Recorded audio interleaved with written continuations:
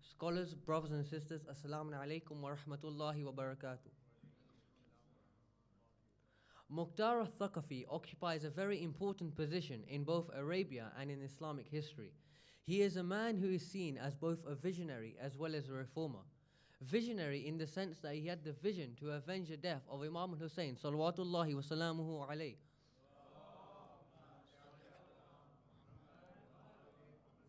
and his companions who passed away on the 10th of Muharram. And reformer in the sense that he changed and reformed the people's ideas of those characters who killed Imam al-Hussein and his companions. Several people asked the question, how did Mukhtar al-Thaqafi avenge the death of Abu Abdullah? Therefore, in this lecture, inshallah, I will be discussing Mukhtar's revolution and the way in which he avenged the death of those characters who died on the plains of Karbala. And I'll be doing this in the following stages. Number one, why do some people doubt the motive of Mukhtar when coming to avenge the death of Imam al-Hussein? Number two, why was Mukhtar not present at Karbala? Number three, how did Mukhtar gain support for his revolution? And finally, number four, what does Mukhtar's court case tell us about the reliability of what happened at Karbala? Number one, why do some people doubt Mukhtar? Several people come to the conclusion and believe that Mukhtar al-Thaqafi and his revolution was just a ploy to gain power in Kufa, that if he had killed the killers of Imam al-Hussein, then what had happened to Imam al-Hussein can't have happened to him. Other people also believe that Mukhtar al-Thaqafi's Imam was not Imam Zayn al-Abidin, salawatullahi wa salamuhu alayhi.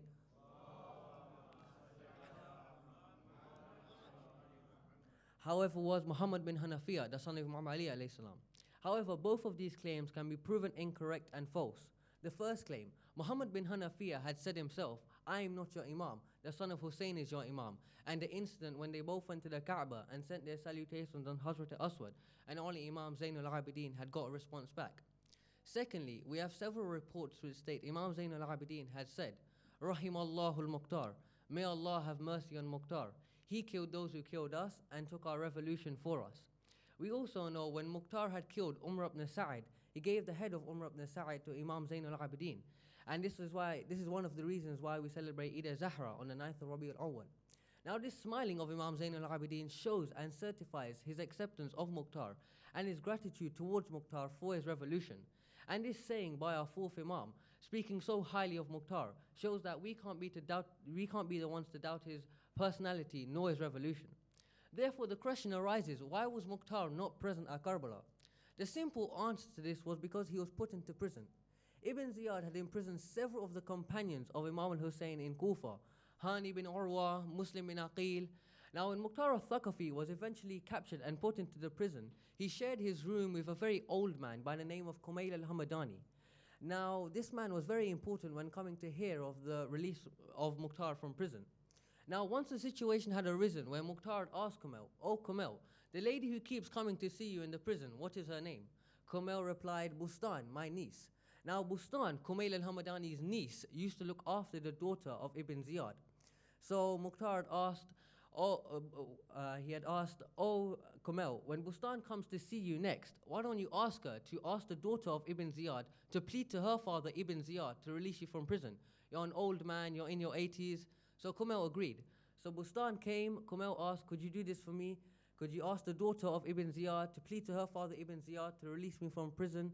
I'm an old man, I'm in my 80s. And Kumail al-Hamadani was eventually released from prison. Now, before Kumail was released from prison, Mukhtar asked Kumail, "Oh Kumail, before you are released from prison, tell the prison guards that you'll bring them food every day as an act of courtesy. Now you've been released from prison. And one day, bring me a paper and pen. I want to write a letter to my brother-in-law, Abdullah." Now, Mukhtar al-Thaqafi had two sisters. The first who was married to Umar ibn Sa'id, and the second who was married to Abdullah, the son of Umar al-Khattab. Now, Mukhtar wanted to write a letter to his brother-in-law, Abdullah, pleading for his release from prison, as Abdullah had a close relation and had close ties with Yazid. So Mukhtar had written his letter, and Kumail al-Hamadani had gone to Abdullah and gave him this letter. Now, when Abdullah had read this letter, he thought to himself, let me write a letter myself pleading for Mukhtar's release, and Kumail al-Hamadani can go give it to Yazid. Now, Kumail refused. He said, no, if I go give this letter to Yazid, he'll put me back into the prison. So Abdullah said, no, don't give it to Yazid, give it to Hind, the wife of Yazid. Now, we have some reports which state that Hind used to be a maid in the house of Imam Ali and Bibi Fatima, salawatullahi wa salamu alayhima.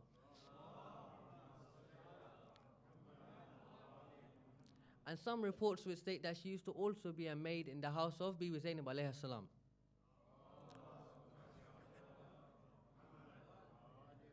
Now, when Hind had received this letter from Abdullah pleading for Mukhtar's release, she knew of someone in Yazid's palace who Yazid had promised anything to. So she went to this person, personally pleaded for Mukhtar's release from prison, and this person went to Yazid and requested for Mukhtar to be released from prison. Now Yazid accepted only on one condition, that Mukhtar leaves Kufa. So Mukhtar left the prison, left Kufa and went to Medina. Now in Medina, Mukhtar had witnessed several atrocities committed by the Umayyad dynasty. Dogs urinating on the grave of Rasulullah, women being raped and killed. Now opposing this movement of some sorts were the Tawwabun, the repenters, those who felt sad because they weren't present on the plains of Karbala. So Mukhtar thought to himself, let me help out with this Tawwabun and see what we can achieve. However, this Tawwabun were quickly eradicated and quickly destroyed by the Caliph at the time, Marwan ibn Hakam, who ordered Ibn Ziyad to destroy this Tawwabun. So in this current moment in time, Mukhtar was alone. If he were to rise his revolution, he would gain no support for it. So he thought to himself, let me wait a couple of years and then I'll avenge the death of Hussein. So the question arises, how did Mukhtar eventually rise his revolution? How did he eventually gain support for his revolution? Now Mukhtar knew to avenge the death of Imam al-Hussein, he would have to leave Makkah and go to Kufa. Now some reports state that Mukhtar, when he went to Kufa, had an army of around 8,000. Now a question arises, how did Mukhtar gain support? How did he gain this army of 8,000? Now when Mukhtar was in Kufa, when Mukhtar was in Makkah and Medina, he gained a lot of support from the people. Now this was because the people had known the Umayyad dynasty was a very cruel dynasty, a very harsh dynasty. They had known this because they had witnessed firsthand the crimes the Umayyad dynasty had committed. Dogs urinating on the grave of Rasulullah, women being raped, women being killed. They had also known the Umayyad dynasty were the ones responsible for the death of the grandson of the Prophet. They had known this because of the speech Bibi Zainab and Imam Zain al-Abidin had given in Sham. So they thought anything that would oppose this Umayyad dynasty, anything that would go against this Umayyad dynasty, we would support. So they supported what? The Mukhtar revolution. So when Mukhtar and his small army went to Kufa, he set out a small aim for this army, that he wanted to capture all the killers of Imam al-Hussein and his companions. Now in Kufa, Mukhtar set a small court. Now in this court, when he had caught the killers, he had asked them of their name and what they did to contribute towards Karbala. Now he did this because he had very minimal knowledge of what happened up at Karbala, apart from the fact that Imam al-Hussein had passed away. And this is one of the biggest proofs of Karbala occurring, Mukhtar's inquiring to the killers of Imam al-Hussein and his companions. So the first of whom his army had captured were the 10 horse riders. So he asked them, what's your name? They replied, this. He said, what did you do to contribute towards Karbala? The 10 horse riders replied, we are the 10 horse riders. We trampled over the body of Hussein. We went forwards and backwards on our horses and dug our hooves right in. So he told them, lie down, brought some horses and trampled over these riders' bodies. Next, who did his army find? Ibn Raqat. He asked him, what's your name? He said, Ibn Raqat. He said, what did you do to contribute towards Karbala? Ibn Raqat replied, there was this young man by the river of Furat. He was on his horse and he was getting some water. He said he was getting water for the ladies in the tents. So I went over and I chopped his left hand. He said, bring me a sword, and he chopped this Ibn Raqat's left hand. Next, who did his army find? Huli. He asked him, what's your name? He said, Huli. He said, what did you do to contribute towards Karbala?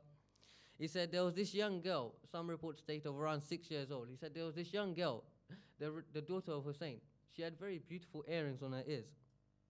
And he said, these earrings, I thought they would look very beautiful on my daughter. So I snatched these earrings off.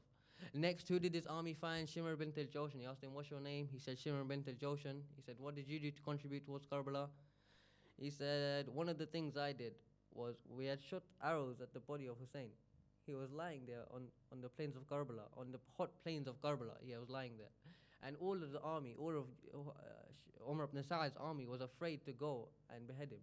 So I went over, I sat on his chest and I beheaded him. Now when we hear of the killers of Imam al-Hussein and his companions, we find several cause a lot of pain, a lot of anguish, a lot of trouble for the Ahlul Bayt. Now who caused the most pain? Was it Shimr bint al-Jawshan who sat on the body of Imam al-Hussein and beheaded him? Was it Ibn Raqat who chopped the hands of Abbas?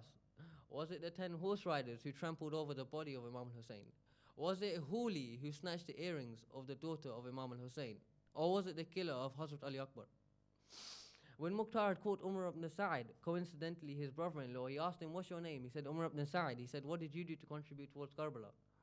Umar ibn Sa'id said, of the things I did was I ordered the killing. I ordered Harmala to shoot the eye of Abbas. He said, of the things I did was I ordered Harmala to shoot the 6-month-old baby.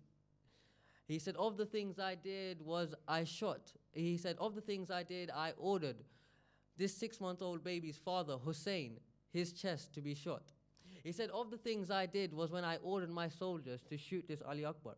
He says, some reports state that this Hazrat Ali Akbar resembled the Prophet. In what way? In his character, in his speech, in his looks, in the way his akhlaq. Now, when we hear of the death of Hazrat Ali Akbar, this resembling of the Prophet, when the chest of Hazrat Ali Akbar was when the spear went through his chest, just imagine this spear was going through Rasulullah. Just imagine this spear was going through Hussein. Just imagine this spear was going through the ladies in the tents. How would we feel if this spear was going through these characters? When Imam al-Hussein had heard the last salam of Hazrat Ali Akbar, he faced towards the river of Furat. He looked towards his brother Abbas and he said, "Oh Abbas, when I need you most, why are you not here?" Inna lillahi wa inna ilayhi raji'un. Surah al-Mubarakat al-Fatiha, but before it, the loudest of your salawat.